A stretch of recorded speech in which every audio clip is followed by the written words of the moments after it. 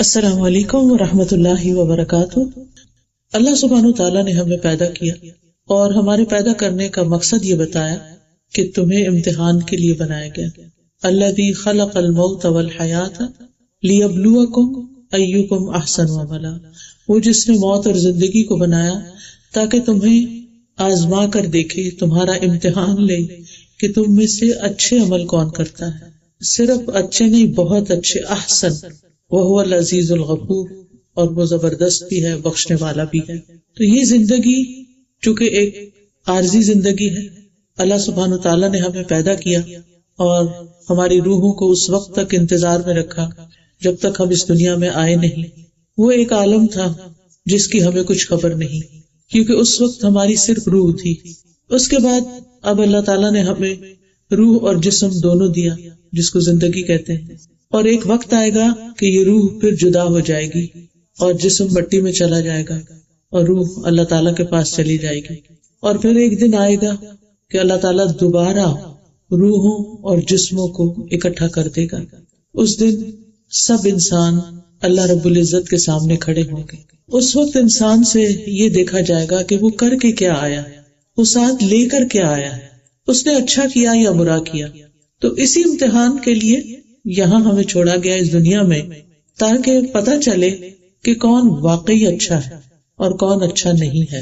اور جب انسان اللہ سبحانہ تعالیٰ کے سامنے حاضر ہوگا تو اس کے ساتھ نہ اس کا مال ہوگا، نہ اس کی اولاد ہوگی، نہ کوئی اور رشتہ دار، نہ کوئی دوست، کچھ بھی نہیں۔ انسان صرف اپنے اعمال کے ساتھ جو کچھ اس نے یہاں سے کمایا ہوگا وہ ساتھ لے کر اللہ تعالیٰ کے حضور حاضر ہوگا۔ اس کے بارے میں اللہ تعالیٰ نے ہمیں پہلے سے بتا دیا کہ جو اچھا کرے گا، ایمان لا کر نیک عمل کرے گا، اللہ سبحانہ تعالیٰ اس کو جنت کے باغوں میں داخل کرے گا، اور جو اللہ کو ناراض کرنے والے کام کرے گا وہ اللہ سبحانہ تعالیٰ کی طرف سے جہنم میں جو سزا بتائی گئی اس میں اس کو ڈالے گا۔ اس دنیا میں سب سے قیمتی چیز ایمان ہے۔ ہمیں اس بات پر ایمان ہے کہ ہمیں اللہ نے پیدا کیا، وہی ہمارا خالق ہے، وہی ہمارا مالک ہے، وہی ہمارا رازق ہے، اسی سے ہم آئے اور ہم اسی کی امانت ہے، اور جب وہ چاہے ہمیں واپس لے جائے، اس میں کسی بھی انسان کا کوئی اختیار نہیں، کوئی بس نہیں۔ موت برحق ہے، جب اللہ تعالیٰ چاہتا ہے انسان کو اس دنیا سے لے جاتا ہے، اور یہ سراسر اس کا فیصلہ ہے۔ ہم صبح شام جو کلمہ پڑھتے ہیں، لا الہ الا اللہ وحدہ لا شریک لہ لہ الملک ولہ الحمد یحیی ویمیت وہو حی لا یموت بیدہ الخیر وہو علی کل شیء قدیر، کہ لا الہ الا اللہ، اللہ کے سوا کوئی معبود نہیں، کوئی عبادت کے لائق نہیں، وحدہ لا شریک لہ، وہ اکیلا ہے، اس کا کوئی شریک نہیں، کوئی پارٹنر نہیں اس کا، یحیی ویمیت، وہی زندگی دیتا ہے، وہی موت دیتا ہے، کب کس کو پیدا ہونا ہے یہ اس کا فیصلہ ہے، انسان ڈیسائیڈ نہیں کر سکتا، اور کب کس کو دنیا سے جانا ہے یہ بھی اس کا فیصلہ ہے، ویمیت، موت بھی وہی دیتا ہے، بیدہ الخیر، ساری خیر صرف اس کے ہاتھ میں ہے، وہو علی کل شیء قدیر، اور وہ ہر چیز پر پوری قدرت رکھتا ہے، وہ سب کچھ کر سکتا ہے، اس کے لیے کوئی بھی چیز مشکل نہیں۔ اب زندگی اور موت کا وقت چونکہ اللہ نے لکھا ہے، انسان کے اختیار میں نہیں، اس لیے انسان کو اللہ تعالیٰ کے فیصلے پر راضی ہونے کے سوا کچھ بھی نہیں، کہ ہمارے پاس جو کچھ بھی ہے وہ اسی کا دیا ہوا ہے۔ غالب نے کہا تھا کہ جان دی ہوئی اسی کی تھی، حق تو یہ کہ حق ادا نہ ہوا، کہ یہ جان اللہ نے دی ہے اور اسی نے لی ہے، جان دی ہوئی اسی کی تھی، یعنی ہم نے اگر اپنی جان دے دی، اللہ کے حوالے کر دی، تو پھر یہ اسی کی تو تھی، ہم تو اس کے مالک نہیں۔ ٹھیک ہے، یہ ہمارے جسم میں ہے ہماری جان، لیکن ہم مالک نہیں، مالک وہ ہے جس نے اس روح کو پیدا کیا، جو جس چیز کو بناتا ہے وہی اس کا مالک ہوتا ہے، تو اس نے پیدا کیا، اسی کی طرف سے آئے اور اسی کی طرف واپس جانا ہے۔ اسی لیے ہم کہتے ہیں جب کوئی فوت ہو جاتا ہے کہ انا للہ و انا الیہ راجعون، کہ بے شک ہم اللہ ہی کے ہیں اور اسی کی طرف واپس جانے والے ہیں۔ اور یہ چیز انسان کو صبر دیتی ہے، اور جب کسی کی وفات پر، کسی صدمے پر، کسی دکھ اور تکلیف پر، کسی نقصان پر انسان یہ کلمہ پڑھ لیتا ہے تو اللہ سبحانہ تعالیٰ اس کا اجر محفوظ کر لیتا ہے، اور پھر جب اس کو اپنا غم یاد آتا ہے وہ دوبارہ یہ کلمہ پڑھتا ہے تو اس کو اتنا ہی ثواب مل جاتا ہے جتنا پہلی دفعہ اس نے صبر کرنے پر حاصل کیا۔ اور جہاں تک صبر کا اجر ہے فرمایا کہ انما یوفی الصابرون اجرہم بغیر حساب. دنیا میں جتنی بھی نعمتیں ہیں وہ سب ایک امتحان، جو کچھ بھی ہمیں ملا ہے وہ سب ہمارے لیے ایک امتحان کا پرچہ ہے، چاہے ہماری اولاد ہے، چاہے ہماری اپنی قابلیت ہے یا علم ہے یا مال و دولت ہے، جو کچھ بھی ہے سب امتحان ہے. دیکھا یہ جا رہا ہے کہ ہم ان سب چیزوں کو استعمال کیسے کرتے ہیں اور ان کے ساتھ اپنا ریلیشن شپ کیسے رکھتے ہیں. اللہ سبحانہ وتعالیٰ نے قرآن مجید میں یہ بھی فرمایا سورۃ البقرہ کی آیت نمبر 155 سے 7 تک، وَلَنَبْلُوَنَّكُمْ بِشَيْءٍ مِّنَ الْخَوْفِ وَالْجُوعِ وَنَقْصٍ مِّنَ الْأَمْوَالِ وَالْأَنفُسِ وَالثَّمَرَاتِ وَبَشِّرِ الصَّابِرِينَ الَّذِينَ إِذَا أَصَابَتْهُم مُّصِيبَةٌ قَالُوا إِنَّا لِلَّهِ وَإِنَّا إِلَيْهِ رَاجِعُونَ أُولَٰئِكَ عَلَيْهِمْ صَلَوَاتٌ مِّن رَّبِّهِمْ وَرَحْمَةٌ وَأُولَٰئِكَ هُمُ الْمُهْتَدُونَ. اور یقیناً ہم تمہیں خوف اور بھوک اور مالوں اور جانوں اور پھلوں کی کمی میں سے کسی نہ کسی چیز کے ساتھ ضرور آزمائیں گے، اور صبر کرنے والوں کو خوشخبری دے دو. یہ وہ لوگ ہیں کہ جب انہیں کوئی مصیبت پہنچتی ہے تو کہتے ہیں بے شک ہم اللہ کے لیے ہیں اور بے شک ہم اسی کی طرف واپس جانے والے ہیں. یہ لوگ ہیں جن پر ان کے رب کی طرف سے کئی مہربانیاں ہیں اور بڑی رحمت ہے، اور یہی لوگ ہدایت پانے والے ہیں. تو اس سے یہ پتہ چلتا ہے کہ اللہ تعالیٰ نے پہلے سے ہی بتا دیا کہ میں آزمائش ضرور کروں گا، اور ہر شخص کسی نہ کسی شکل میں کسی نہ کسی چیز کی آزمائش میں مبتلا ہے. کوئی اولاد کی طرف سے آزمایا جا رہا ہے، کوئی مال کی طرف سے آزمایا جا رہا ہے، کوئی صحت کی طرف سے آزمایا جا رہا ہے، کوئی موت کے ساتھ آزمایا جا رہا ہے، کسی پیارے اور عزیز کی وفات کے ساتھ. تو یہ اللہ تعالیٰ نے شروع سے ہی بتا دیا تھا کہ میں آزماؤں گا ضرور. اور ایسی آزمائش کس لیے؟ تاکہ یہ دیکھا جائے کہ کون صبر کرتا ہے اور کون صبر نہیں کرتا. وَبَشِّرِ الصَّابِرِينَ. کون ہے صابر؟ الَّذِينَ إِذَا أَصَابَتْهُم مُّصِيبَةٌ، کہ جب انہیں کوئی مصیبت پہنچتی ہے. مصیبت نکرہ ہے اسم، اور یہ عموم کے لیے آتا ہے، یعنی کسی بھی قسم کی مصیبت. تو اس وقت وہ کیا کہتے ہیں؟ اِنَّا لِلَّهِ وَإِنَّا إِلَيْهِ رَاجِعُونَ. بے شک ہم بھی اللہ کے ہیں اور اللہ کے پاس واپس جانا ہے. یعنی اگر کوئی چیز ہمارے ہاتھ سے چلی گئی ہے، ہمارے ہاتھ سے نکل گئی ہے، تو ہمیں بھی جانا ہے. دنیا کی کوئی بھی چیز پرماننٹ نہیں، یہاں کسی بھی چیز کو ہمیشہ نہیں رہے، نہ کسی انسان کو، نہ کسی درخت کو. کل من علیہا فان ویبقی وجہ ربک ذو الجلال والاکرام. ہر چیز فنا ہونے والی ہے اور باقی رہنے والا تو صرف تیرے رب ذو الجلال کا چہرہ ہی ہے. یعنی اللہ کے سوا باقی ہر چیز فنا ہونے والی، وہی خالق ہے. جب کچھ نہ تھا تو وہ تھا، اور جب کچھ نہ رہے گا تو وہ باقی رہے گا. اس لیے اس بات کی ہمیشہ سے توقع رکھنی چاہیے اور اس بات کے لیے پریپیئرڈ ہونا چاہیے اور ہمیشہ تیار رہنا چاہیے کہ ہمارے پاس جو کچھ بھی ہے یہ سب کچھ ہی جانے والا ہے. لہٰذا ان چیزوں کے ساتھ اتنا دل نہ لگایا جائے کہ ان کی جدائی مشکل ہو جائے. قدرتی بات ہے، اللہ نے ہمارے دل میں رشتوں کی محبت ڈالی ہے، بہن بھائیوں کی محبت ڈال دی ہے، بچوں کی محبت ڈالی ہے، انسانوں کی محبت ڈالی ہے. لیکن اس کا مطلب یہ نہیں کہ ہم ان سے اتنا دل لگا دیں کہ اپنے رب کو بھول جائیں. جب انسان کسی بھی چیز سے اپنے رب سے زیادہ محبت کرتا ہے تو اللہ تعالیٰ اسی چیز سے آزما لیتا ہے، کیونکہ اللہ تعالیٰ کو اس بات پہ غیرت آتی ہے کہ جس نے سب کچھ دیا ہے اس کو چھوڑ کر انسان کسی اور کی محبت میں مبتلا ہو جائے. تو جو لوگ اللہ کی رضا پہ راضی ہو جاتے ہیں اللہ تعالیٰ ان سے راضی ہو جاتا ہے، ان پر رب کی بڑی مہربانیاں آتی ہیں اور رحمتیں، اور ایسے لوگوں کو پھر راہ مل جاتی ہے.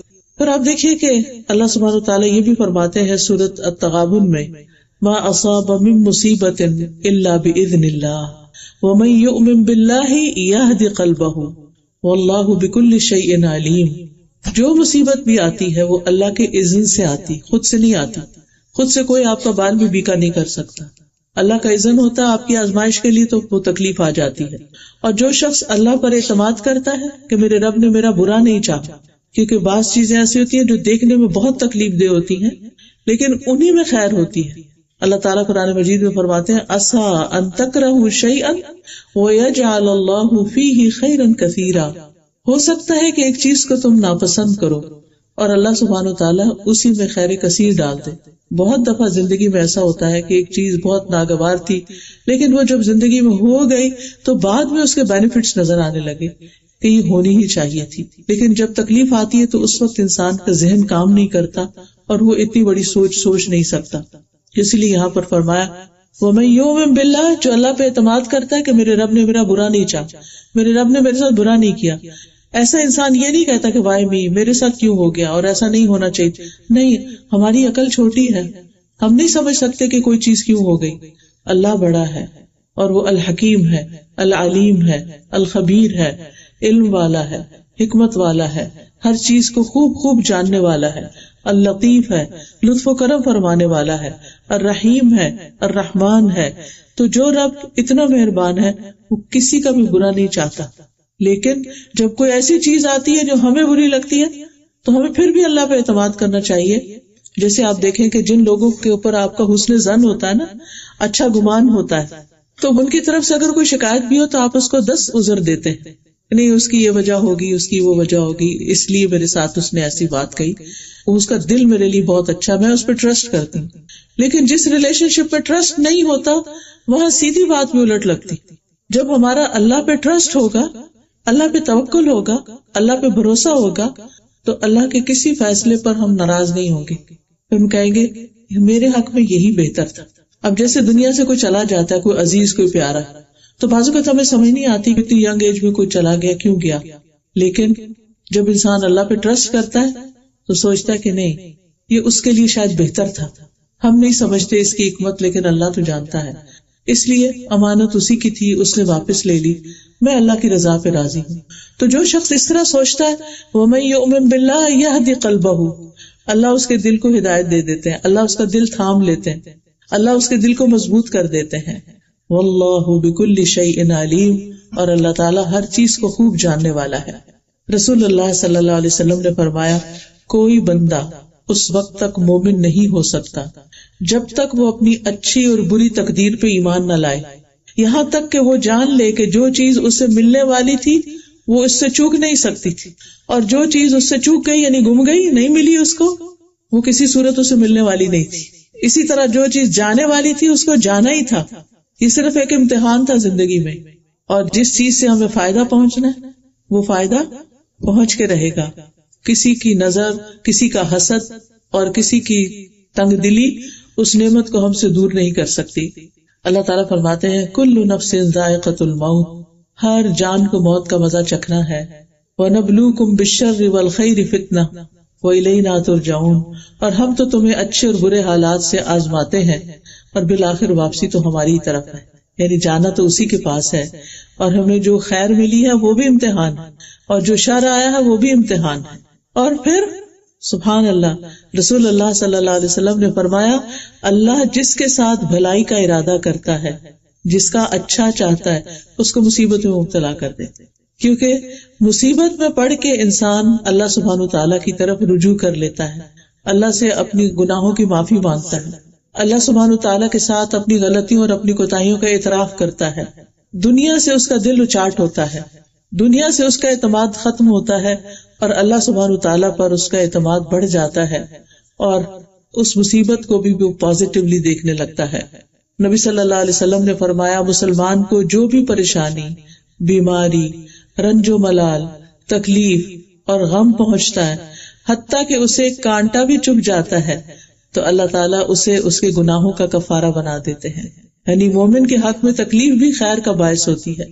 ام سلمہ کہتی ہیں میں نے رسول اللہ صلی اللہ علیہ وسلم کو فرماتے ہوئے سنا کہ جب اللہ کسی بندے کو کسی مصیبت کے ساتھ آزماتا ہے اور وہ اپنی حالت اور کیفیت کی بنا پر اسے ناپسند کرتا ہے، تو اللہ تعالیٰ اس تکلیف کو اس کے گناہوں کا کفارہ اور اس کو پاک کرنے کا سبب بنا دیتا ہے، یہاں تک کہ وہ پہنچنے والی مصیبت اللہ عز و جل کے علاوہ وہ کسی کے در پہ پیش بھی نہیں کرتا، یا اسے دور کرنے کے لیے غیر اللہ کو نہیں پکارتا، اللہ ہی کو پکارتا ہے، اور بار بار اللہ کو پکارتا ہے.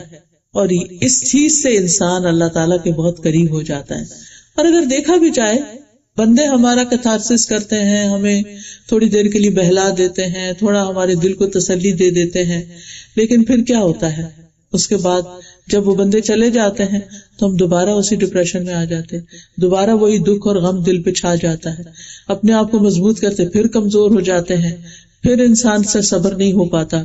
لیکن جب انسان اللہ کی طرف رجوع کرتا ہے اور اپنی تنہائیوں میں اللہ کو پکارتا ہے اور اللہ تعالیٰ کو یاد کرتا ہے اور اس سے دعا مانگتا ہے تو صحیح معنوں میں اللہ کی طرف سے انسان کے دل کو ڈھارس ملتی. بندوں کی طرف سے ملی ہوئی ڈھارس کمزور ہوتی ہے، کم ہوتی ہے، لیکن اللہ کی طرف سے ملی ہوئی تسلی بہت بڑی ہوتی ہے. قرآن مجید میں اللہ تعالیٰ فرماتے ہیں الیس اللہ بکاف عبدہ، کیا اللہ اپنے بندے کے لیے کافی نہیں؟ انسان کیوں دوسری چیزوں پہ بھروسہ کرتا ہے؟ کیا اللہ کافی نہیں؟ اور پھر ومن یتوکل علی اللہ فہو حسبہ، جو اللہ پہ بھروسہ کر لیتا ہے اللہ اس کو کافی ہو جاتا ہے. اسی لیے ہم کہتے ہیں حسبی اللہ ونعم الوکیل، نعم المولا ونعم النصیر، مجھے میرا رب کافی ہے اور وہ بہترین مولا ہے، بہترین مددگار ہے، بہترین کام آنے والا ہے. اس لیے جب کوئی تکلیف پہنچے تو انسان اپنے ذکر کی ڈوز بڑھا دے، اللہ سے باتیں زیادہ کرے، اللہ سے مدد مانگے. جیسا کہ قرآن پاک میں اللہ تعالیٰ فرماتے ہیں وَاسْتَعِینُوا بِالصَّبْرِ وَالصَّلَاةِ، کہ اللہ سے مدد مانگو صبر کے ساتھ اور نماز پڑھ کے، دعا کر کے. یہ دو چیزیں انسان کو مضبوط کرتی ہیں. نبی صلی اللہ علیہ وسلم پر جب کوئی تکلیف آتی تھی تو آپ فوراً نماز کی طرف جاتے تھے. اور میرے والد بتاتے ہیں کہ جب ان کی والدہ یعنی میری دادی جو تھی، ہمارے والد کے 4-5 بہن بھائی تھے جو پیدا ہونے کے کوئی 5 سال بعد، کوئی 10 سال بعد ایسے فوت ہوتے کہ ایک کے بعد ایک، ایک کے بعد ایک، یعنی سوائے میرے والد اور چچا کے کوئی نہیں بچا، یا پھوپھی ایک، سب فوت ہو گئے. تو وہ کہتے ہیں کہ میری دادی جو تھی وہ جس وقت کو بچہ فوت ہوتا تھا اس کے اوپر کپڑا ڈال کے خود اس کے پاس نماز کے لیے کھڑی ہو جاتی اور اللہ سے خوب خوب دعائیں کرتی. تو جو ان کی دوستیں یا اور خواتین تھی وہ کہتی کہ اس کو تو اپنی اولاد کا مرنے کا کوئی غم ہی نہیں ہے. غم کس کو نہیں ہوتا؟ یہ کسی سے پوچھ کے غم کرنا ہوتا ہے. یعنی خاص طور پر ماں کا تو جسم جڑا ہوتا ہے بچے کے ساتھ. آپ کو پتا نہیں کہ جب بچہ پیدا ہوتا ہے تو وہ اس کی ایک نالی کاٹتے ہیں اس کو الگ کرنے کے لیے، کیونکہ وہ اسی سے خوراک لے رہا ہوتا ہے. وہ پورے کا پورا اس کا جسم ماں کے پیٹ کے اندر بنا ہوتا ہے، وہ اس کے جسم کا ٹکڑا ہوتا ہے، اس کے جگر کا ٹکڑا جس کو کہتے ہیں. تو یہ کیسے ہو سکتا ہے کہ کسی بچے کی وفات پر ماں کا دل نہ دکھے؟ لیکن وہ ماں اگر اپنے غم اور دکھ کی فریاد صرف اللہ سبحانہ تعالیٰ سے کرتی ہے تو عام طور پر لوگ اس غلط فہمی میں پڑ جاتے ہیں کہ شاید اس کو غم ہی نہیں. حضرت یعقوب علیہ السلام سے جب یوسف علیہ السلام سال ہر سال کے لیے بچھڑ گئے، کوئی چھوٹی آزمائش تھی؟ بہت بڑی آزمائش تھی. تو وہ اپنے بچوں کے سامنے بھی ذکر نہیں کرتے تھے، وہ تنہائی میں اللہ سے فریادیں کرتے تھے اور فرماتے انما اشکو بثی وحزنی الی اللہ واللہ بصیر بالعباد، میں اپنے غم اور دکھ کی فریاد اللہ سے کرتا ہوں، اللہ بندوں کے حال کو دیکھنے والا ہے، اللہ میرا حال بھی دیکھتا ہے. اللہم انک تسمع کلامی وتری مکانی، اللہ میری باتیں تو سن رہا ہے اور میری حالت کو تو دیکھ رہا ہے. لہذا سب سے زیادہ اسٹرانگ چیز انسان کو تھامنے والی اللہ سبحانہ تعالیٰ سے مضبوط تعلق ہے، اور ہر آنے والی تکلیف انسان کا تعلق مضبوط کرتی ہے پہلے سے بھی زیادہ. اور پھر یہ اللہ سبحانہ تعالیٰ کے قرب کی نشانی ہوتی ہے. جس کو اللہ تعالیٰ اپنے قریب کرنا چاہتا ہے، جس کو اللہ تعالیٰ اپنا بنانا چاہتا ہے، اس کا دل دوسروں سے ہٹا دیتا ہے اور پھر اس کے اندر صبر بھر جاتا ہے. ابن تیمیہ کہتے ہیں کہ اللہ تعالیٰ نے اپنی کتاب میں 90 سے زیادہ مقامات پر صبر کا ذکر کیا ہے. تقویٰ کا ذکر 145 دفعہ آیا ہے، لیکن صبر کا ذکر 90 دفعہ آیا، یعنی پورے قرآن میں 90 بار صبر کی تلقین ہے. اور اجر کتنا بڑا بتایا ہے. نبی صلی اللہ علیہ وسلم کو براہ راست بھی تلقین کی گئی وَاصْبِرْ وَمَا صَبْرُكَ إِلَّا بِاللَّهِ وَاصْبِرْ لِحُكْمِ رَبِّكَ. تو انسان کے لیے تکلیف کے موقع پر صبر درجات کی بلندی کا سبب بن جاتا ہے. اور اللہ تعالیٰ نے ایسے لوگوں کی تعریف کی ہے وَالصَّابِرِينَ فِي الْبَأْسَاءِ وَالضَّرَّاءِ وَحِينَ الْبَأْسِ أُولَئِكَ الَّذِينَ صَدَقُوا وَأُولَئِكَ هُمُ الْمُتَّقُونَ.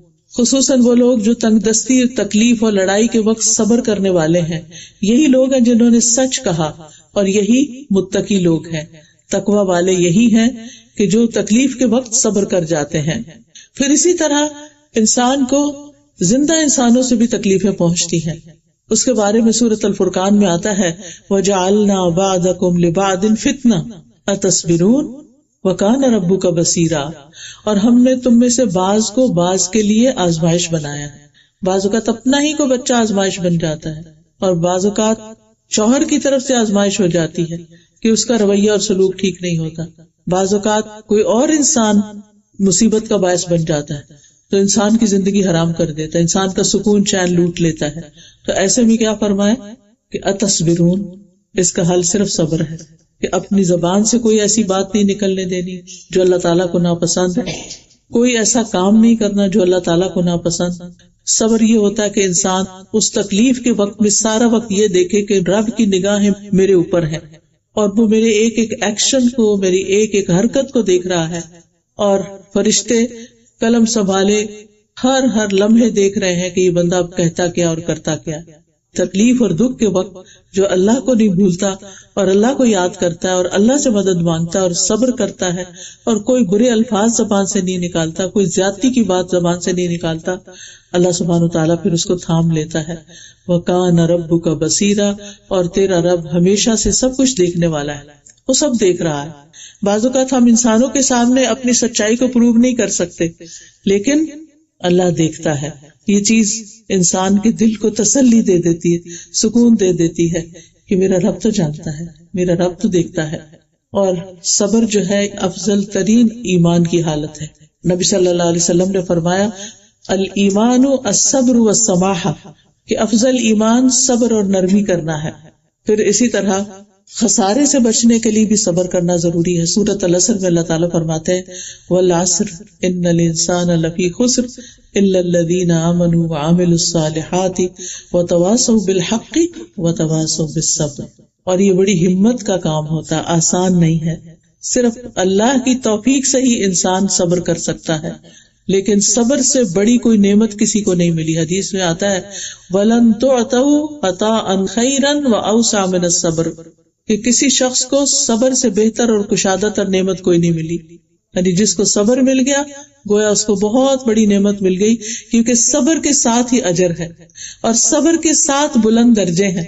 تو یقین اور صبر، یقین کس بات کا کہ اللہ میری مدد ضرور کرے گا اور اس صبر پر مجھے اجر ضرور عطا کرے گا. صبر جو ہے عربی زبان میں روک لینے کو کہا جاتا ہے، رکنا، روکنا، یعنی اپنے آپ کو کس چیز سے روکنا؟ واویلا کرنے سے، شکوے شکایتیں کرنے سے، زیادتی کی باتیں کرنے سے، اور اپنی ٹون میں، اپنے الفاظ میں نرمی لا کر اور اچھے الفاظ اور اچھے جملے بول کر. یہ بار بار انسان کہ اے رب میں آپ سے راضی ہوں، آپ بھی مجھ سے راضی ہو جائیں، اے رب میں اس چیز پر صبر کروں گی. یعنی جو بھی کوئی صدمہ اور تکلیف انسان کو ہو تو ساتھ ساتھ انسان اپنے رب سے باتیں کرتا چلا جائے. دل کی کیفیت اللہ کو ویسے بھی پتا ہے، لیکن ہم اپنے دل کا حال بتائیں کہ یا رب میرا دل بوجھل ہو رہا ہے، یا رب میرا دل اداس ہو رہا ہے، یا رب میرا دل یہ چاہ رہا ہے، آپ میری مدد فرمائیں. اور آپ دیکھیں گے کہ اللہ کی مدد آئے گی. ان اللہ مع الصابرین، بے شک اللہ تعالیٰ صبر کرنے والوں کے ساتھ ہے. تو نفس کو بے صبری سے اور ناراض ہونے سے روک لینا، زبان کو شکایت سے روک لینا اور اعضاء کو بے چینی سے روک لینا، یہ صبر ہوتا ہے. اور پھر کس چیز پر روک لینا؟ اس حد پہ روک لینا اللہ سبحانہ وتعالیٰ جس کا تقاضا ہم سے کرتا ہے کہ اس سے آگے نہیں. مثلا کسی کی جدائی پر آنکھیں آنسو بہا سکتی ہیں، کوئی مسئلہ نہیں، رو سکتے، جتنا رونا چاہے رو لیں، لیکن زبان سے کوئی بات غلط نہیں نکالنا جو اللہ تعالیٰ کو ناپسند. یہ صبر ہے. پھر اسی طرح یہ بھی کہا جاتا ہے کہ نفس کی عادات میں سے سب سے اچھی عادت جس کے ذریعے سے انسان ایسا کام کرنے سے رک جائے جو اچھا اور خوبصورت نہیں ہوتا، یہ نفس کی قوتوں میں سے ایک قوت ہے جس کے ذریعے وہ اپنی حالت کی اصلاح کرتا ہے اور اپنے معاملے کو قائم کر لیتا ہے، یعنی جو کرنا چاہتا ہے کر لیتا ہے. پھر اسی طرح جو صبر کر لیتا ہے اللہ تعالیٰ اس کو ایک نور عطا کرتے ہیں، کیونکہ الصبر ضیاء، صبر روشنی ہے. کیونکہ جب انسان پینک ہو جاتا ہے، جب انسان بے چین ہو جاتا ہے، جب انسان پریشان ہو جاتا ہے تو اس کو سمجھ نہیں آتا کہ اب اس کو کرنا کیا چاہیے، لہٰذا اس پریشانی اور بے چینی میں وہ غلط راستے اختیار کر لیتا ہے. لیکن جب انسان صبر کرتا ہے، ٹھہر جاتا ہے، تحمل کا معاملہ کرتا ہے، تو اللہ تعالیٰ اس کے دل میں الہام کرتے ہیں پھر کہ اب تمہیں کیا راستہ اختیار کرنا ہے، اب اس کے بعد کیا ہوگا، اب کون کون سے کام کرنے ہیں. اسی لیے ہم دیکھتے ہیں کہ نبی صلی اللہ علیہ وسلم کو تو سب سے زیادہ یہ نور نصیب ہوا تھا کہ جنگ بدر ہے، نبی صلی اللہ علیہ وسلم کامیاب ہو کر واپس لوٹ رہے ہیں، راستے میں خبر ملتی کہ آپ کی بیٹی کی وفات ہو گئی. پھر اسی طرح حضرت رقیہ کی پہلے ہوئی، پھر حضرت ام کلثوم کی ہوئی، پھر آپ کے بیٹوں کی وفات بھی اس سے پہلے ہو چکی تھی، تو صرف حضرت فاطمہ کی آپ کے بعد 6 مہینے کے بعد وفات ہوئی.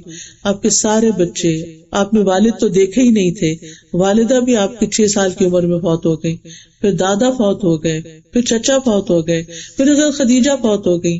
یو نیم اٹ، کون سا رشتہ تھا جو آپ کی زندگی میں آپ سے جدا نہیں ہوا.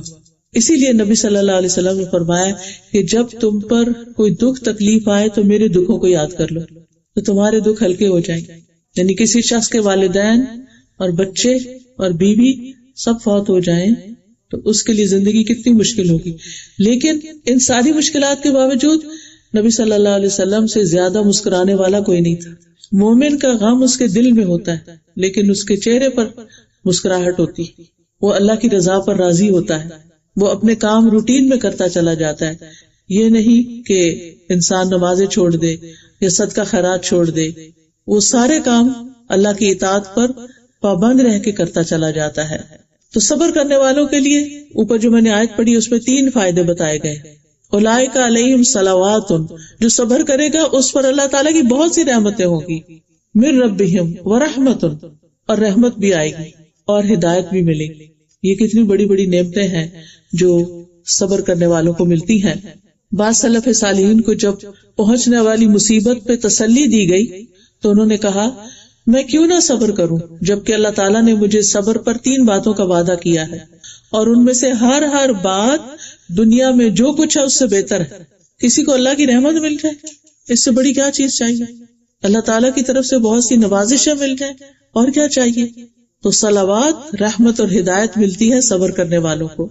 اور پھر ایک اور آیت میں مغفرت اور اجر عظیم ملتا ہے سورۃ الاحزاب کی آیت 35 میں کہ ان المسلمین والمسلمات والمؤمنین والمؤمنات، آگے کرتے کرتے والصابرین والصابرات، اور پھر اعد اللہ لہم مغفرۃ واجرا عظیما.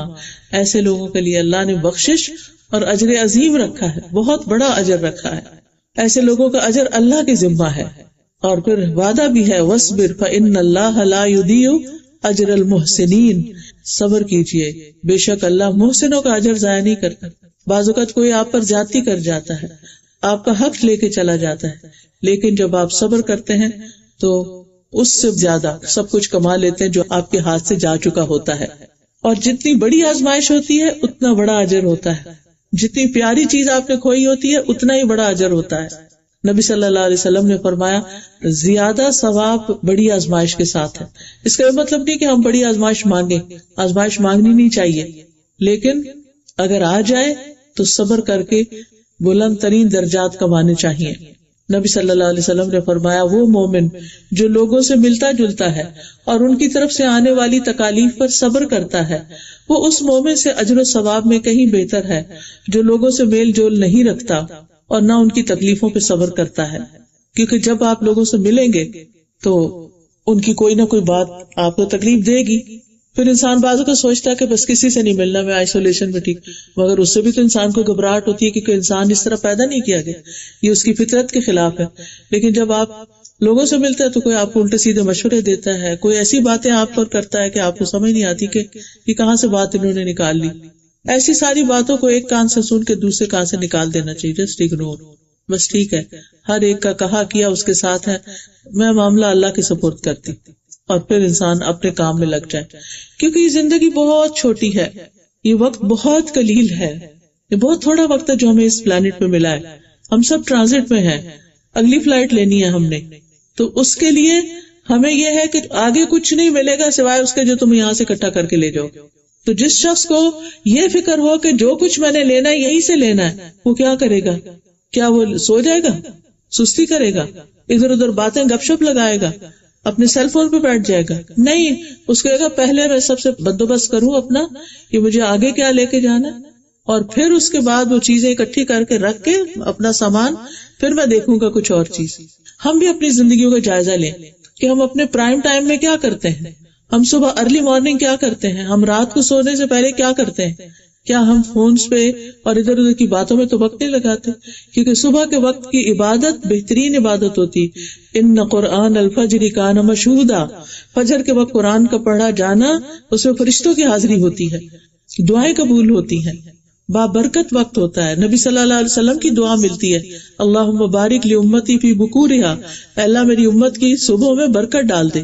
تو جب کوئی انسان اس وقت اللہ کو یاد کرتا ہے، اللہ کی عبادت کرتا ہے، ٹھیک ہے آپ تہجد کے وقت اٹھے، آپ نے فجر پڑھی، آپ نے اشراق پڑھے، اب آپ تھوڑا سا آرام بھی کر سکتے ہیں، اس میں کوئی حرج کی بات نہیں. لیکن یہ نہیں کہ فجر کی نماز کے وقت آپ آرام کر رہے ہوں اور جب سورج اندر باہر ہو تو آپ اٹھ کے نمازیں پڑھیں، یہ طریقہ نہیں ہے اللہ کی عبادت کا. تو بہرحال صبر جو ہے اس سے انسان کو عبادت میں بھی مدد ملتی ہے اور اس میں پھر خیر کثیر مل جاتی ہے انسان کو. انسان اپنے روزمرہ کے کام، اپنی ڈیوٹیز، اپنے فرائض بہت اچھی طرح انجام دے سکتا ہے. لیکن اگر بے صبرہ ہو تو کیا ہے، ڈپریشن میں چلا جائے گا. بے صبر پن سے نتیجہ تو کچھ نہیں نکلتا، یعنی ہمیں حاصل تو کچھ نہیں ہوتا. اور پھر کیا ہوتا ہے کہ انسان اس کی دوائیاں کھانی شروع کر دیتا ہے، اور دوائیاں کھانے کے بعد آپ سب کو پتہ ہے کیا ہوتا ہے، پھر صرف سونا ہی ہوتا ہے. تو صرف بھلانے والی بات ہوتی، انسان کی ساری پروڈکٹیوٹی ماری جاتی، انسان دوسروں سے، رشتوں سے کٹ کے رہ جاتا ہے، انسان کسی کام کا نہیں رہتا. تو پہلے ہی مرحلے پر، کیونکہ صبر کیا ہے، الصبر عند الصدمۃ الاولی، جب صدمے کا آغاز ہوتا ہے اس وقت جو صبر کر لیتا ہے انسان کہ مجھے یہ بس اس لمٹ تک جانا ہے، اس سے آگے نہیں جانا، تو اس کے اجر میں پھر بے پناہ اضافہ ہوتا ہے. رسول اللہ صلی اللہ علیہ وسلم نے فرمایا، مدد صبر کے ساتھ ہے، جو صبر کرے گا اس کو اللہ کی مدد ملے گی، اور کشادگی تنگی کے ساتھ ہے، یعنی جب چیزیں تنگ ہو جاتی ہیں وہیں سے وسعت آ جاتی. اور بے شک ہر مشکل کے ساتھ ایک آسانی ہے، اور بے شک اسی مشکل کے ساتھ ایک اور آسانی ہے. یعنی اللہ سبحانہ تعالیٰ جب کوئی چیز ہم سے لے لیتا ہے تو اس کے لینے میں بھی آسانیاں ہوتی ہیں. آپ دیکھیں کہ مثلاً آپ کو کھانا پکانے کا وقت نہیں ملا، آپ نے کھانا اسکپ کر دیا، پانی پی لیا، اور پھر کئی گھنٹے کے بعد جا کے آپ کو کھانے کی کوئی چیز ملی. کئی دفعہ سفر میں ایسا ہو جاتا ہے کہ مرضی کی کھانے پینے کی چیز نہیں ہوتی، یا وہ ملتی نہیں جو آپ نے کھانا ہوتا، تو آپ ایک لمبا فاقہ کرتے ہیں. کبھی آپ نے اس فاقے کو انجوائے کیا؟ کتنا انجوائے کرتا ہے نا جب انسان کا پیٹ خالی ہوتا ہے اور اس کے اندر ایک عجیب سی گہرائی آ جاتی ہے، ایک غور و فکر آ جاتا ہے، اور پھر آہستہ آہستہ بھوک لگ کے بھوک بھی ختم ہو جاتی اور انسان اپنے آپ کو ہلکا پھلکا محسوس کرتا ہے. پہلے مجھے یہ بات سمجھ نہیں آتی تھی کہ علم جو ہے بھرے پیٹ کے ساتھ حاصل نہیں ہوتا یا انسان غور و فکر نہیں کر سکتا، لیکن جب میں نے اس کا ایکسپیرئنس کیا تو میں حیران ہو گئی کہ کس طرح بھوک اور فاقہ اور کھانے پینے سے دور رہنا کس طرح انسان کو طاقتور بنا دیتا ہے اور اس کی زندگی میں کتنی سہولت اور آسانی ہو جاتی. تو جب ہم ایک تکلیف برداشت کرتے ہیں تو اس کے ساتھ اللہ تعالیٰ اجر بھی دیتا ہے، صبر بھی دیتا ہے، وسعت دیتا ہے، آسانی دیتا ہے، کئی اور نعمتیں اور کئی اور مینیوز کھل جاتے ہیں. پھر اسی طرح صابرین کے ساتھ اللہ ہے، صابرین کو اللہ کی مدد ملتی ہے، فرشتوں کا ساتھ ملتا ہے، اللہ کی محبت ملتی ہے. واللہ یحب الصابرین، ہم سب چاہتے ہیں اللہ تعالیٰ ہم سے محبت کرے، لیکن جب کوئی صبر کرتا ہے تو اللہ کی محبت اس کی قسمت میں لکھی جاتی ہے. پھر کامیابی بھی صبر کے ساتھ ہے، عزت بھی صبر کے ساتھ ہے. نبی صلی اللہ علیہ وسلم نے فرمایا، جس بندے پر کوئی ظلم کیا گیا اور اس نے اس پر صبر کر لیا تو اللہ تعالیٰ اس کی عزت بڑھا دے گا، کیونکہ ہوچے لوگ اور بے صبرے لوگ اور جلد باز لوگ کسی کو پسند نہیں آتے.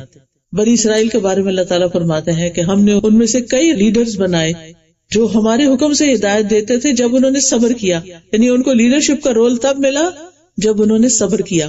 اور یہ ایک حقیقت ہے کہ کوئی شخص کسی قوم کا رہنما یا لیڈر ہو نہیں سکتا جس کے اندر صبر کی صفت نہ ہو. پھر اسی طرح قرآن کے وعدے کے مطابق دشمن کی چالوں سے تحفظ ملتا ہے، غور و فکر کی توفیق ملتی ہے، دنیا اور آخرت کی نعمتوں سے انسان مالا مال ہو جاتا ہے، دنیا اور آخرت میں بہترین ٹھکانہ ملتا ہے اور بے حساب اجر دیا جاتا ہے. اور ایک روایت میں آتا ہے کہ صبر کا بدلہ جنت ہے. وَجَزَاهُمْ بِمَا صَبَرُوا جَنَّةً وَحَرِيرًا، انہیں ان کے صبر کرنے کے عوض جنت اور ریشم کا بدلہ ملے گا. اب اس سلسلے میں یہ یاد رکھنا چاہیے کہ سب سے پہلے انسان صبر صرف اللہ کی خاطر کرے، یہ نہ کہے کہ ہائے لوگ کیا کہیں گے اگر میں نے یہ کر دیا. لوگوں کی خاطر نہیں، صرف اللہ کی خاطر.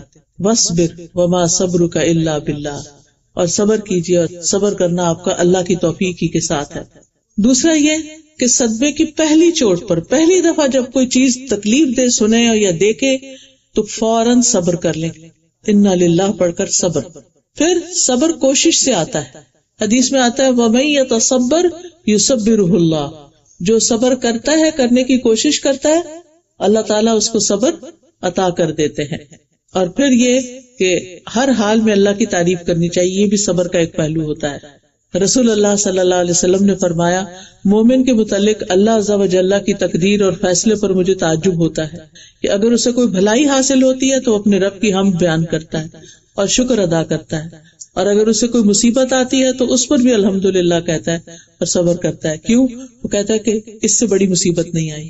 یعنی اس وقت وہ کیوں شکر کرتا ہے؟ یعنی مثال کے طور پر اللہ نہ کرے کسی کا بھی ایکسیڈنٹ ہوتا ہے تو پھر بھی کہتا ہے الحمدللہ.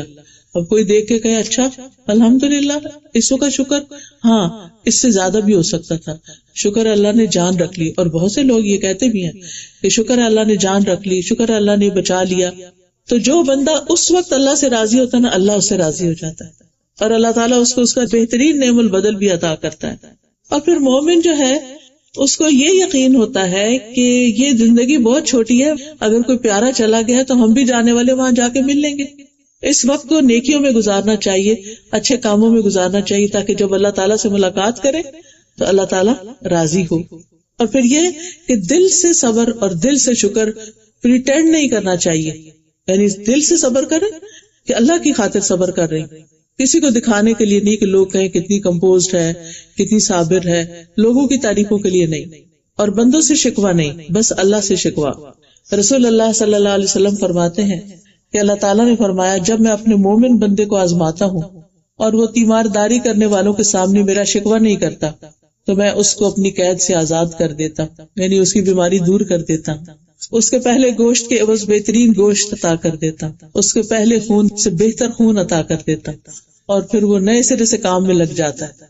یعنی کتنا بڑا اجر ہے کہ دنیا میں انسان کو، یعنی صرف وہ چند لمحے ہوتے ہیں کہ انسان اپنا منہ بند کر لے اور اللہ سے ناراض نہ ہو، زبان سے صرف رب کی رضا کے کلمات ہی ہوں. نبی صلی اللہ علیہ وسلم کے بیٹے ابراہیم فوت ہوئے تو آپ کے آنسو بہنے لگے. صحابہ حیران ہوئے، یا رسول اللہ آپ بھی رو رہے ہیں؟ تو آپ نے فرمایا، آنکھیں روتی ہیں، دل غمگین ہوتا ہے، اور ہم بس وہی بات کہتے ہیں جس سے ہمارا رب راضی ہے. یعنی زبان کی حفاظت سب سے زیادہ. اے ابراہیم، ہم تمہاری جدائی کے سبب غمگین ہیں. غم تو آپ کو بھی لاحق ہوا تھا، غم تو حضرت یعقوب کو بھی ہوا تھا، لیکن وہ ہمارے لیے بہترین نمونہ ہے کہ ایسے مواقع پر انہوں نے کوئی بد اخلاقی کا مظاہرہ نہیں کیا، کوئی اللہ سے ناراضگی کا مظاہرہ نہیں کیا، بلکہ اللہ سے راضی رہے اور خیر کے کلمات انسان بولے، جزا فضا نہ کرے اور چیخ پکار نہ کرے، گریبان نہ پیٹے، اللہ کو الزام نہ دے، اور پھر لوگوں کی باتوں پہ نہ جائے. کسی کے ستانے پر بھی انسان صبر ہی کرے، یا غلط الزام لگانے پر. بعض لوگوں کی عادت ہوتی ہے کہ وہ بڑے بڑے جھوٹ بول کے آپ کو بلیم کر دیتے ہیں. پھر حالات کی تنگی پر، رزق کی کمی پر، پھر اسی طرح سادی خوراک، کیونکہ بیماروں کو سادہ کھانا پڑتا ہے تو اس پر بھی انسان صبر کرے اور اس کے بدلے میں اللہ تعالیٰ آخرت میں بہت کچھ دے گا. پھر بیماری پر، پھر بیٹیوں کی پیدائش پر، کیونکہ اہل عرب کے ہاں تو خاص طور پر بیٹیاں باعث وبال ہوتی تھی. پھر بچوں کی وفات پر. اسامہ بن زید کہتے ہیں، نبی صلی اللہ علیہ وسلم کی ایک صاحبزادی نے آپ کو پیغام بھیجا کہ میرا بیٹا فوت ہو رہا ہے، آپ ہمارے پاس تشریف لائیں. یعنی اس وقت وہ نزا کے عالم میں آپ آ جائیں. بیٹی ہے، باپ کو بلا رہی. آپ نے سلام کہتے ہوئے واپس پیغام بھیجا اور فرمایا، ان للہ ما اخذ ولہ ما اعطى وکل عندہ باجل مسمی فلتصبر ولتحتسب. سارا مال اللہ ہی کا ہے، یہ اللہ کا مال تھا، جو اللہ نے لے لیا وہ اسی کا تھا. کیا زبردست بات. اور جو اس نے عطا کیا ہوا ہے وہ بھی اسی کا ہے. اس کے ہاں ہر چیز کا وقت مقرر ہے، اس لیے اسے چاہیے کہ صبر کرے اور ثواب کی طلبگار رہے. یعنی گئے نہیں، اچھا سا پیغام بھیج دیا. اور پھر انسان جب نیکی کا کام کا ارادہ کرے اس وقت بھی صبر کرے، اور جس گناہ سے بچنا چاہے اس پر بھی صبر کرے، اور بدلہ لینے کے موقع پر بھی صبر سے کام لے. صبر کرنے والوں میں سب سے زیادہ بڑی مثال حضرت ایوب علیہ السلام کی. 18 سال بیمار رہے، اسکن ڈیزیز تھی. یعنی اگر تھوڑی سی بھی کوئی چیز ہو جائے نا تو ہم بار بار اس کو کھجاتے ہیں، کرتے ہیں، لیکن وہ کہتے ہیں کہ شیطان ملعون کو نہیں پتا کہ میرے دل میں کتنا اطمینان ہے کہ پہلے میرے اللہ کی عبادت کرنے کے راستے میں بچے، مال، کام حائل ہو جاتے تھے، اب سب نے مجھے چھوڑ دیا ہے تو میرے اور اللہ کے بیچ میں کوئی نہیں. یہ ہے صبر کا اعلیٰ مقام. پھر اسماعیل علیہ السلام کہ جب اللہ تعالیٰ نے ابراہیم علیہ السلام کو خواب میں دکھایا کہ بیٹے کو ذبح کر دو، سبحان اللہ کس طرح وہ جا کے تیار ہو گئے ذبح ہونے کے لیے، اور وہ بھی باپ کے ہاتھ میں. کوئی شکوہ نہیں کیا کہ آپ ہمارے ساتھ نہیں رہتے، آپ تو پتہ نہیں کہاں رہتے ہیں اور آ جاتے ہیں اور ایسے ایسے کام ہمیں کہتے ہیں جو ہم کر نہیں سکتے. یہ ہوتا ہے صبر. پھر یوسف علیہ السلام بچپن میں جدا ہوئے، پھر بازار مصر میں بکے، پھر ایک عورت کے گھر گئے تو اس فتنے سے واسطہ پڑا، پھر جیل میں چلے گئے. ہر جگہ لوگ ان کو کہتے تھے انا نراک من المحسنین، ہم آپ کو بڑا ہی نیک پاتے ہیں، بڑا محسن پاتے ہیں. یعنی اتنی مشکلات میں بھی انہوں نے نیکی کا دامن نہیں چھوڑا، کسی کے خلاف کوئی پروپیگنڈا نہیں کیا. اجر کمانے والے تو ایسے ہی ہوتے ہیں. اور پھر حضرت آسیہ علیہ السلام فرعون کی بیوی، جن کے اوپر اتنے تشدد ہوتے تھے، لیکن انہوں نے اپنا ایمان نہیں چھوڑا اور کہا رب ابن لی عندک بیتا فی الجنہ، اے میرے رب میرے لیے اپنے پاس جنت میں گھر بنا دے. تو اللہ تعالیٰ نے ان کو پھر اٹھا لیا.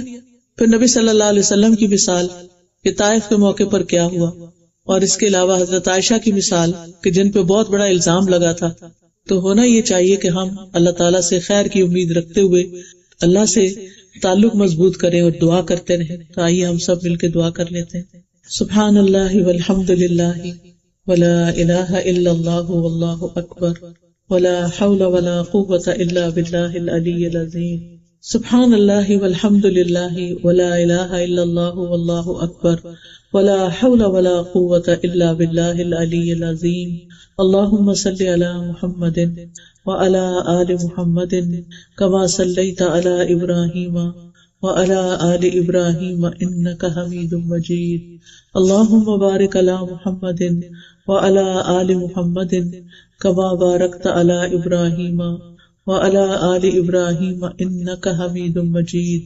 ربنا آتنا فی الدنیا حسنۃ وفی الآخرۃ حسنۃ وقنا عذاب النار.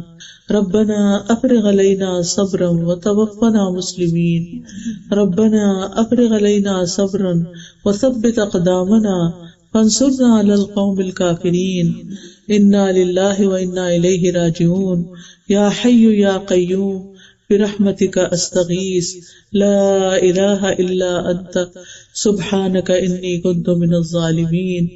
اللہ اللہ ربی لا اشرک به شیئا لا الہ الا اللہ العظیم الحلیم. لا الہ الا اللہ رب العرش العظیم. لا الہ الا اللہ رب السماوات ورب الارض ورب العرش الکریم. یا اللہ تیرے سوا کوئی معبود نہیں، تو بڑا عظیم ہے، تو بڑا ہی بردبار ہے. تیرے سوا کوئی معبود نہیں جو عرش عظیم کا مالک ہے. یا اللہ اس کے علاوہ کوئی معبود نہیں جو زمین و آسمان اور عرش کریم کا رب ہے. یا اللہ تو ہم سب کی مشکلات آسان فرما دے. اللہ ہم سب کے دکھ دور فرما دے. اللہ ہماری بہن کا دکھ دور فرما دے، ان کے دل کو صبر اور چین عطا فرما دے. اللہ جس سعیدہ بہن کے لیے تکلیف آسان کرنے کی دعا کرائی گئی ہے، یا اللہ ان کے لیے آسانیاں فرما دے. یا رب العالمین ہمیں اپنی زندگیوں سے صحیح معنوں میں فائدہ اٹھانے کی توفیق دے. اللہ ہم سب کو دنیا کی تکلیفوں اور پریشانیوں سے بچا لے. یا اللہ ہمیں عافیت عطا فرما. اللہ تعالیٰ جب ہم تیرے پاس آئیں تو ہمیں بخش دے. یا اللہ ہمارے دکھوں اور غموں کا مداوع فرما. یا اللہ ہماری مصیبتوں میں اجر عظیم عطا فرما. یا رب العالمین جتنی بہنیں یہاں آئی ہیں ان کے دلوں میں جو دعائیں ہیں وہ قبول فرما.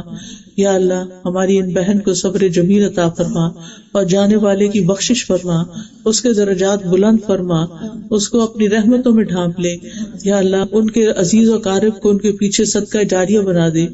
یا اللہ تو ہمیں علم حاصل کرنے والا بنا اور علم حاصل کر کے عمل کرنے والا بنا. یا اللہ تو ہمیں دنیا اور آخرت میں بہترین بھلائیاں عطا فرما. یا اللہ تمام بیماروں کو صحت عطا فرما. یا رب العالمین ہم سب کو خیر کے کاموں کی توفیق دے اور شر سے بچا لے. ربنا تقبل منا انک انت السمیع العلیم وتب علینا انک انت التواب الرحیم. وصلی اللہ تعالی علی خیر خلقہ محمد وعلی آلہ واصحابہ واہل بیتہ اجمعین برحمتک یا ارحم الراحمین. اب آپ میں سے کوئی کچھ کہنا چاہے تو موسٹ ویلکم.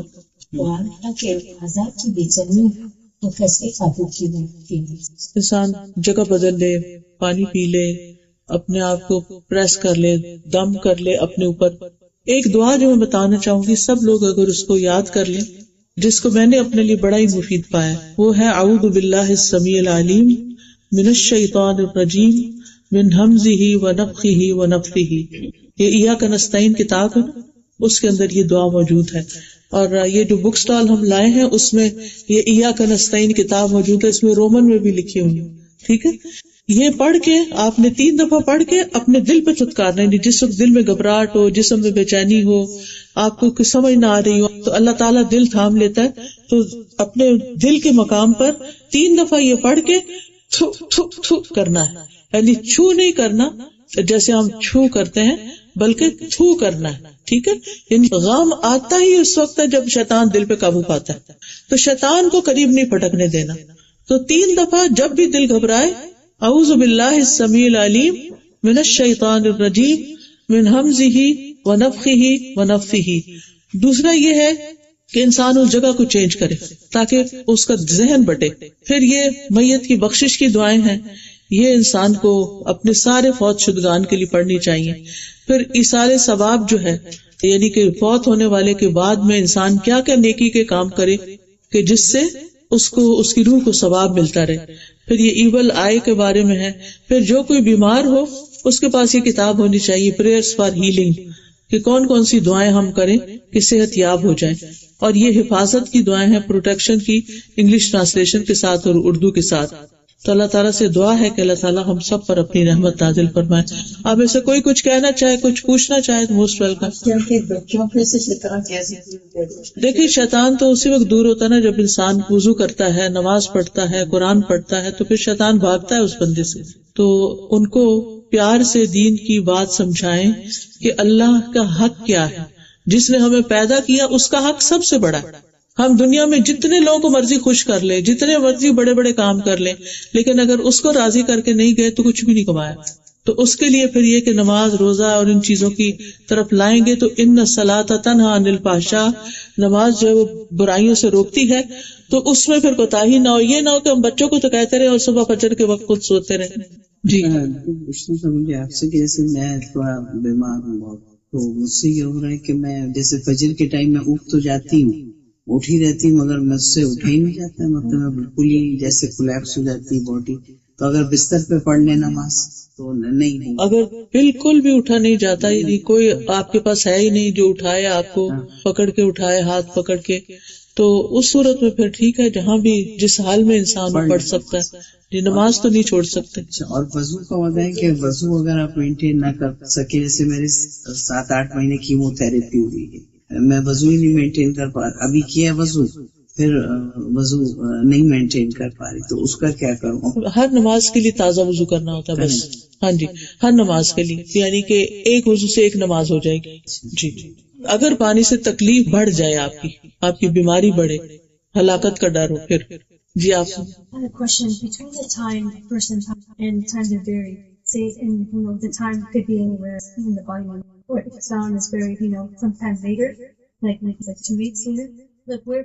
سول تو جب فرشتے جان نکالتے ہیں نا تو ساتھ ہی کفن لے کر آتے ہیں اور وہ لے کے اوپر چلے جاتے ہیں. تو مومن کی روحیں اوپر چلی جاتی ہیں، علیین میں چلی جاتی ہیں.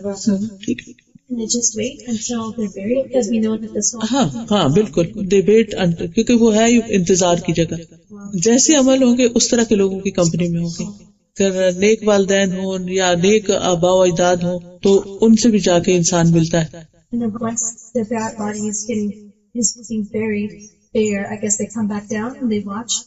نہیں، وہ باڈی کا کنیکشن روح کے ساتھ کر دیتے ہیں اور پھر انسان کو ہوش آ جاتی ہے اور وہ منکر نکیر کے سوالوں کے جواب دیتا ہے. اور اصل میں ہمیں یہ لگتا ہے نا کہ فاصلے بہت زیادہ ہیں، یعنی روح کہاں ہے، باڈی کہاں ہے، ان کا کنیکشن کیسے ہے. لیکن اب آپ دیکھیں کہ بہت سی چیزیں جیسے وائرلیس ہے، تو ایک چیز کہاں ہے، ایک انسان کہاں بیٹھا ہے اور دوسرا کہاں بیٹھا ہے، اور آپس میں سیل فون پہ بات کر رہے ہیں، بیچ میں تو کوئی کنیکشن نہیں، ویزیبل سین کنیکشن تو کوئی نہیں. تو اگر انسان ایسی چیزیں بنا سکتا ہے تو اللہ تعالیٰ اس سے بہتر بنا سکتا ہے. جب ہم دنیا میں نہیں آئے تھے تو جسم نہیں تھا، روح ڈومیننٹ تھی. دنیا میں جسم ڈومیننٹ ہے، ہم ہر چیز جسم سے کرتے ہیں. مرنے کے بعد پھر روح ڈومیننٹ ہو جائے گی، اور پھر دوبارہ جب اٹھیں گے یعنی کہ حساب کتاب کے لیے تو جسم اور روح دونوں کے ساتھ پھر ہوگا.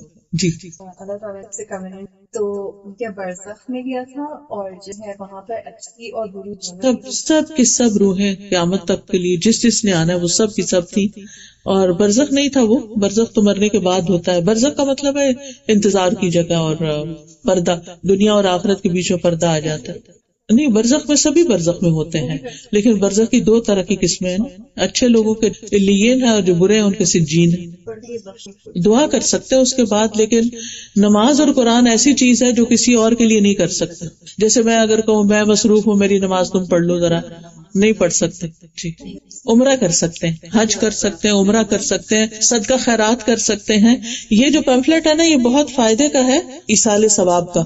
اس میں انگلش میں ہے، اردو میں بھی شاید ہو.